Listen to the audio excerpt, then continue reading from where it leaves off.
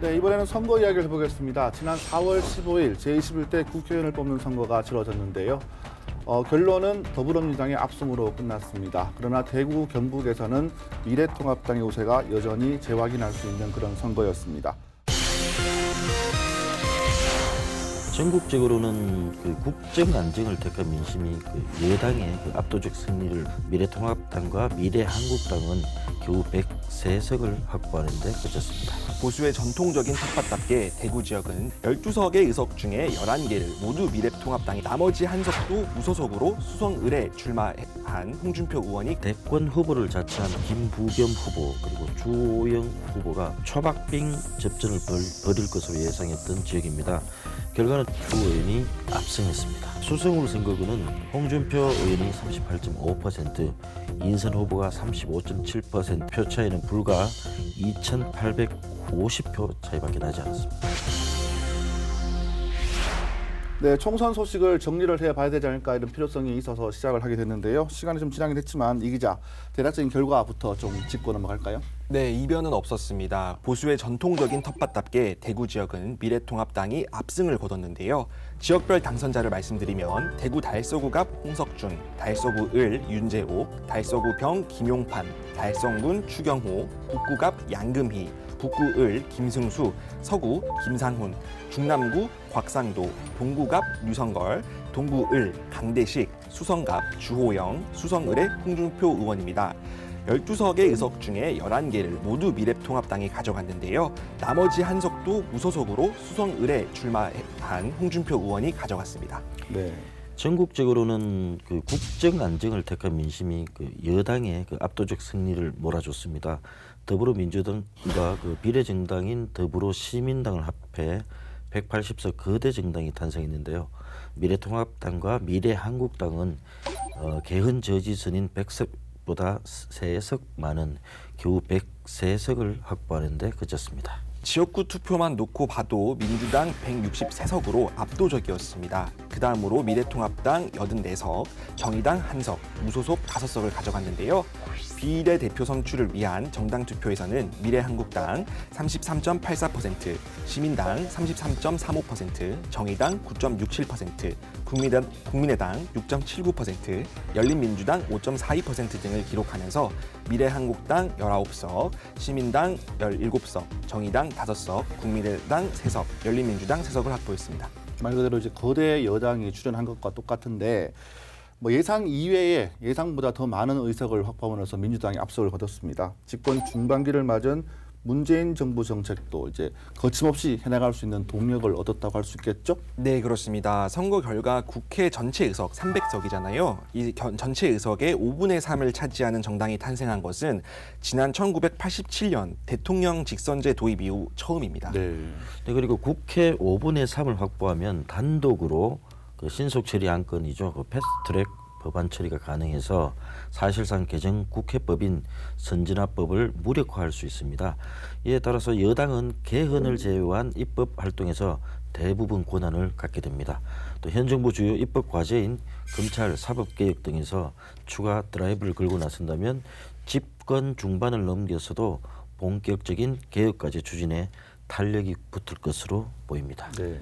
네, 반면 황교안 미래통합당 전 대표는 이낙연 의원에게 이제 패배한 직후 긴급 기자회견을 열고 21대 총선 패배에 책임을 지겠다면서 사퇴를 했는데요.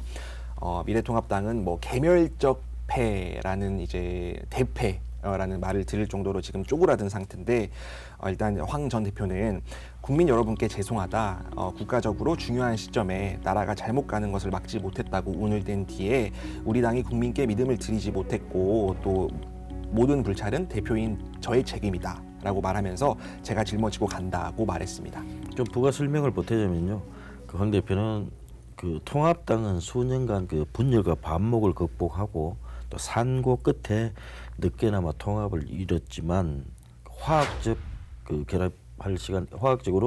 결합할 시간이 부족했다. 그래서 국민을 만족스럽게 하지 못했다 이렇게 얘기를 했습니다. 또 지금 대한민국 정부의 그 브레이크가 필요한데 그래서 건강한 야당이 필요하다.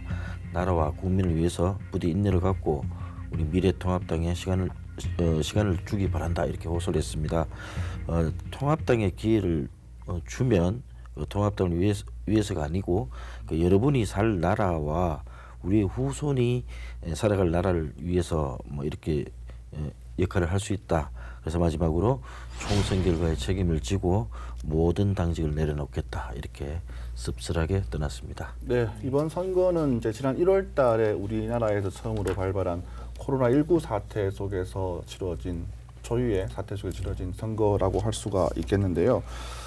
위기 속에서 이제 국민들은 야당의 정권 심판론보다 여당의 좀 안정적인 국정 운영을 바라는 뜻에서 민주당에게 압수성 손을 들어주지 않았나 그런 해석이 나오고 있더라고요. 어떻게 보십니까? 네, 그렇습니다. 민주당은 총선 전략으로 코로나19를 성공적으로 극복해 나가고 있다는 성과를 제시함과 또 동시에 다가올 경제 충격에 대해서 이제 이거를 대처하기 위해서 집권 여당인 민주당의 안정적인 의석을 몰아줄 것을 호소를 했는데요. 이것이 먹혀 들어갔다는 평가를 받고 있습니다. 네. 네, 그 미래통합당은 문정부의 경제 실정론으로 공세를 펼쳤지만 뭐 세월호 막말 등 일단 막말 파동으로 자충우돌했습니다.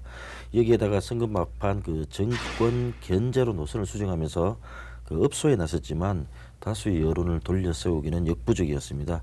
결국 경제 실정 논란에도 코로나19에 성공적 대응을 한 정부와 여당에 국민이 재신임 사인을 보낸 것입니다. 반면 정권 중간평가 격인 선거에서 정권 심판론에만 기댄 채 수권 능력을 보이지 못한 야당은 정부와 여당에 겨눴던 국민의 회초리를 오히려 자신들이 맡게 된 셈이 됐습니다. 선거 역사상 초유의 야당 심판이 나온 것입니다. 네. 네, 문재인 정부는 여대 야소를 바탕으로 전국 주도권을 진 채 남은 임기 2년도 안정적으로 마무리할 발판을 얻었습니다. 우선 국회 선진화법의 제약을 벗어던지고 아까 전에 이제 배 기자께서도 말씀을 하셨다시피 힘이 생겼거든요. 그래서 고위공직자범죄수사처, 그러니까 공수처라고 하죠. 이 공수처 설치 등 개혁까지를 비롯해서 이제 문재인 정권의 주요 공약인 뭐 한반도 평화 프로세스, 소득 주도 성장 등 이런 정부의 핵심 국정 과제 같은 것들을 거침없이 추진할 것으로 보입니다. 네. 네, 각종 법안과 예산안을 손쉽게 밀어붙일 수 있게 됐습니다. 또 국무총리, 헌법재판소장, 대법관 등 국회 인준이 요구되는 정부 요인도 거침없이 임명할 수 있게 됐습니다. 무엇보다도 원내 일당이자 과반의 힘으로 21대 국회의장을 가져오게 되고 또 교섭단체 소속 의원 비율에 따라 나눠 가질 수 있는 주요 상임위원장 자리 배분에서도 우위를 점하게 되는데요. 사실상 1.5당 체제라는 말이 나오고 있습니다. 네, 지역구 선거 결과를 다시 한번 분석을 해보겠습니다. 워낙 미래통합당이 우세한 지역인데요.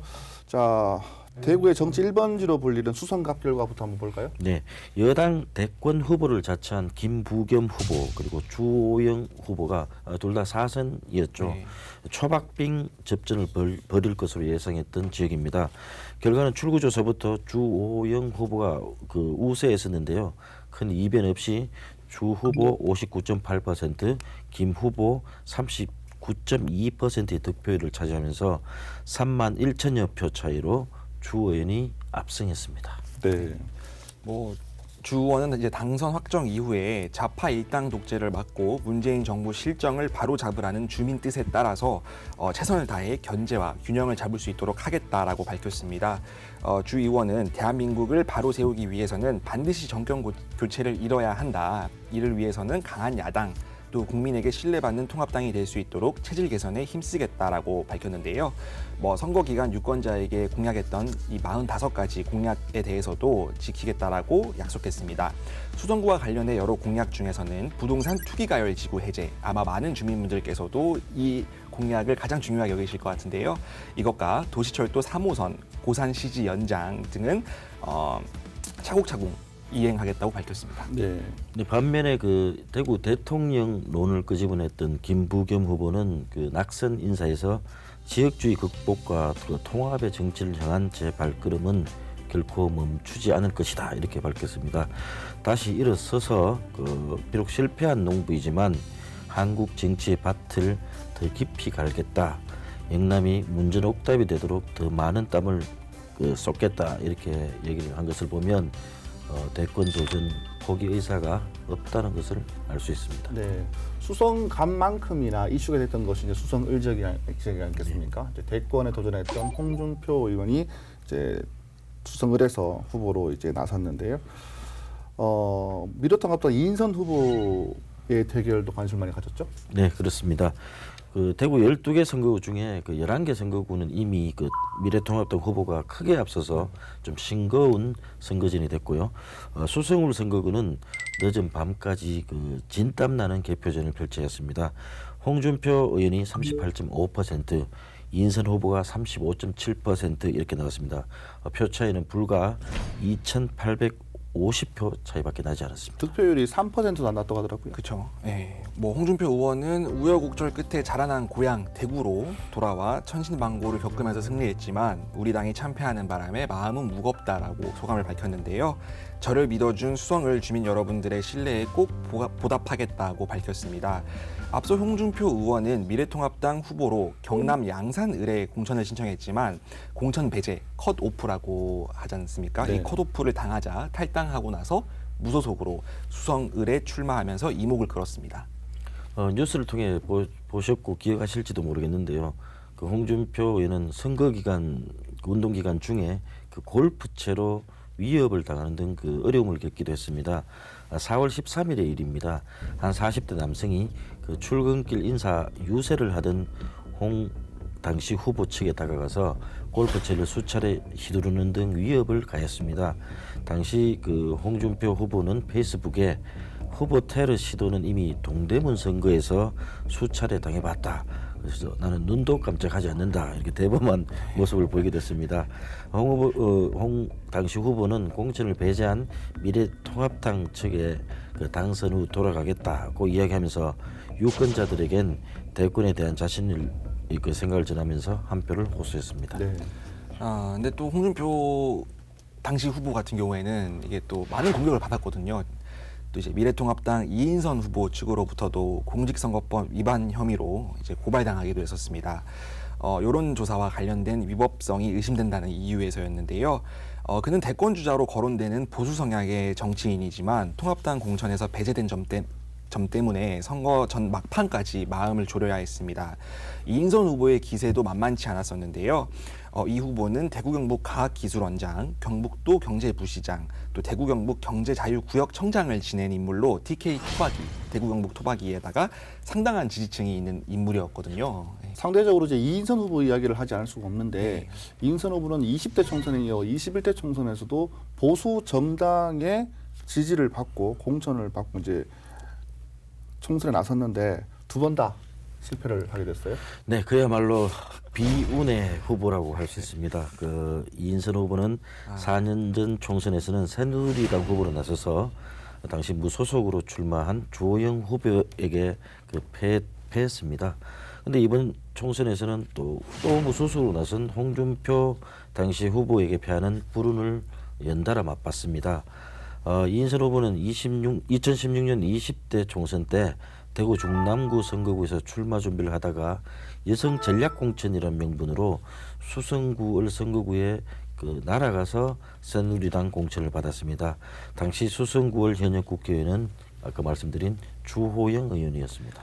네, 그해 총선 때 이제 공천에 탈락한 주호영 의원은 무소속으로 출마해 당선됐고 또 이번 4.15 총선에서 이 후보는 힘겹게 통합당 공천을 받았거든요. 그러니까 수성구을 국회의원인 주호영 당시 후보가 수성구 갑 선거구에서 전략 공천을 받고 또 수성구 갑 선거구에서 출마를 준비를 하던 정상환 이제 전 국가인권위 상임위원과 경선을 벌이게 됐었습니다. 이인선 후보는 경선 결과 가까스로 승리해서 통합당 공천을 받았는데요. 그래요. 주호영 의원이 이제 선거구로 옮겨가는 셈인데 이제 이인선 후보가 그 자리를 앉게 됐습니다. 그런데 하필이면 적수가 이제 대선 후보였던 홍준표 의원이었죠. 저라고 해도 엄청난 스트레스를 받았을 것 같습니다. 그 심리적인 부담감이 상당했을 것으로 보입니다.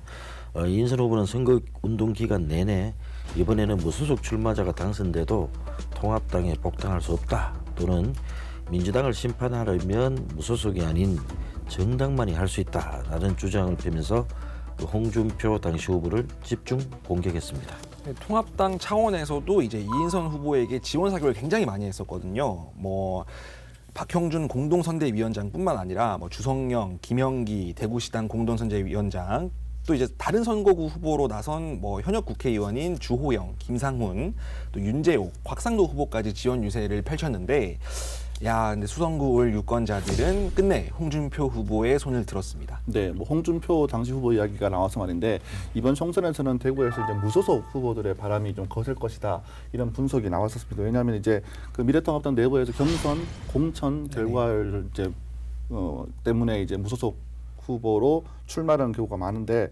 결론적으로는 좀 찻잔 속에 미풍이 되지 않았나라는 그런 분석이 나옵니다. 어떻습니까? 네, 홍준표 후보를 제외한 이제 북구갑 정태욱 후보, 또 달서구갑 곽대훈 후보 모두 이제 무소속 출마해 초라한 성적을 거뒀는데요. 두 분 다 현역 의원이었죠? 현역 의원이었죠. 또 지역에서는 터줏대감 역할이었었고요. 근데 모두 이제 당선 후에 친정으로 복귀를 선언하면서 무소속이 곧 통합당이다라는 구호를 내걸었지만, 그러니까 정권 심판 여론이 대구 지역에서 강하게 불면서 결국에 이 선거 결과가 당대당 양상을 보였습니다. 뭐 그렇게 되다 보니까 무소속 후보였던 이분들이 조금 초라한 성적표를 거두게 됐습니다. 생각보다 조금 득표가 났더라고요. 네. 제가 살고 있는 지역은 북구갑인데요. 그 현역 정태욱 의원의 경우 그 선거 초반에 그 현역 인지도 등을 내세워서 그 우위가 점쳐졌습니다. 그러면서 이제 통합당의 공천을 받은 양금희 후보 구하기를 통합당 대구 선대위가 이제 펼쳤고, 이게 먹혀들면서 분위기가 반등했습니다. 그래서 인물론이 먹혀들지 않고 아까 말씀드린 당이죠. 당으로 결국은 기결이 됐습니다. 네. 또 달서갑 곽대현 후보는 그 통합당은 물론 더불어민주당 후보에까지 지지율이 물리면서 그 현역의 자존심을 구겼습니다. 선거운동 당시 그 통합당 홍석준 후보가 36억 원이 넘는 그 재산 형성 과정에 대한 의혹이 일면서 그 반등의 기회가 있었지만 민심은 여전히 그 통합당으로 향해 버렸습니다. 네, 달서의 곽대현 후보 같은 경우에는 이제 달서 구청장도 3번이나 하셨고 현역 국회의원으로서 인지도가 상당했었는데 무소속이라는 한계를 좀 넘지 못한 점이 있었던 것 같습니다. 자, 반면 이제 이번 21대 총선에서는 대구 지역에서 5명이 처음으로 이제 국회에 입성하는 그런 결과가 나왔습니다. 제가 한번 정리해봤는데요. 동을에서 이제 강대식 당시 후보, 그리고 북갑에서 양금희, 북을 김승수, 달서갑에서 홍석준, 달서병에서 김용판 당선인이 그 주인공입니다. 당 소속 TK 당선인 중에서는 이제 뭐 당시 낙하산 공천이다 이런 말도 있었고요. 재산 형성 과정에서 의혹이 있다. 그래서 힘든 선거를 치른 후보도 있었습니다. 이들은 당선 뒤에 어떤 소감을 좀 말을 했나요? 네, 뭐 유권자가 일꾼 잘못 뽑았다라고 말하지 않게 후회하지 않게 의정 활동을 온 힘을 다해서 하겠다라고 밝혔는데요. 먼저 이제 양금희 의원은 이제 낙하산 공천 논란과 관련해서 뭐 황교안 대표 부인과 이런 이제 공천 관련 금품 수수 의혹을 겪었다, 뭐 이런 의혹 같은 것들이 나와가지고 조금 내용을 치렀었습니다. 또 지난 3월 9일에는 이제 선거사무장이 코로나19로 숨지는 일도 있었는데요. 그러니까 이 아픔 때문인지 이제 양금희 후보는 유명을 달리하신 고인과 함께 이 기쁨을 나누지 못해서 좀 안타깝다.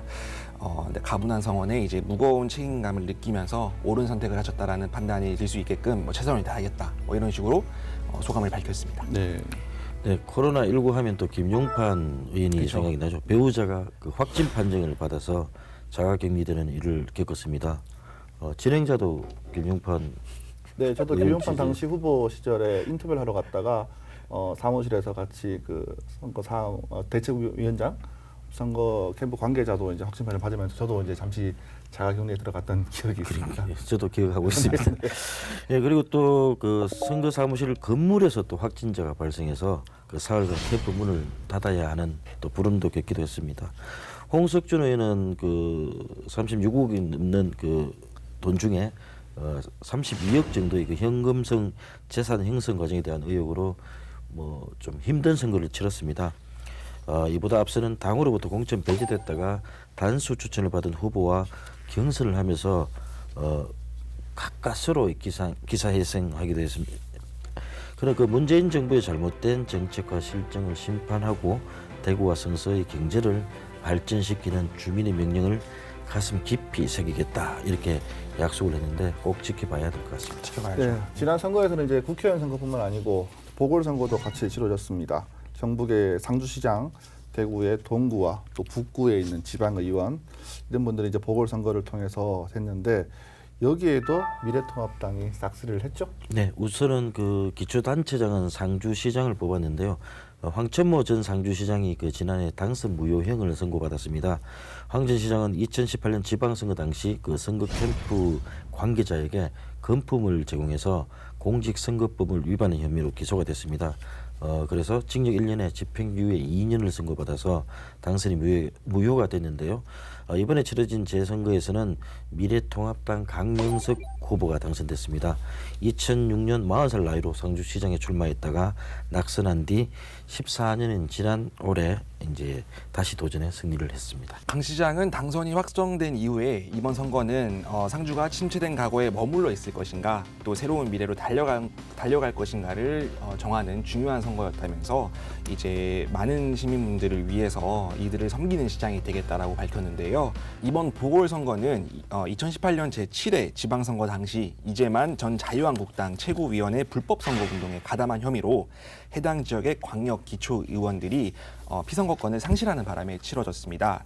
광역의원, 대구시 의원을 뽑는 동구 3선거구에서는 통합당 윤기배 후보, 동구 4선거구에서는 안경훈 후보가 당선됐는데요.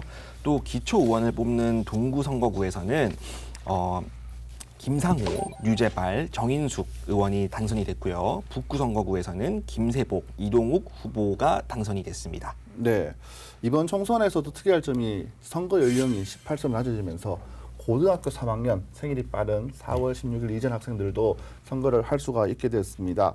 각 투표장에서 대한민국 국민으로서 참정권을 행사로 나온 새내기 유권자의 모습은 배 기자가 취재했죠? 네, 올해 4월 15일 이전에 태어난 만 18세 고교생들도 투표를 할 수 있었는데요. 대부분 첫 투표에 긴장한 모습을 보였지만 직접 후보를 선택했다는 그 자부심만은 넘쳐 흘렀습니다. 북구 침산동에 사는 그 고등학생을 만났는데 투표를 마친 뒤에 투표장을 찾은 엄마와 함께 사진을 찍기도 했습니다. 이 학생은 코로나19 위생 대책과 청소년을 위한 공약을 펼친 후보를 신중하게 살폈다 이렇게 얘기를 했습니다.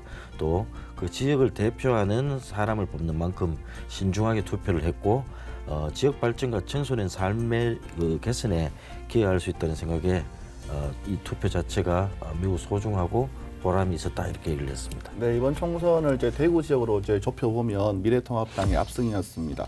초선 의원이 5명이 나오긴 했지만 재선 3선 의원에 5선 의원까지 배출을 했는데요. 지역에 있는 정치인들이 중앙 무대에서 좀 더 힘을 발휘해보자 이런 지역민들 주문이 아닐까 생각을 해봅니다. 총선 이야기는 여기서 마무리 짓도록 하겠습니다.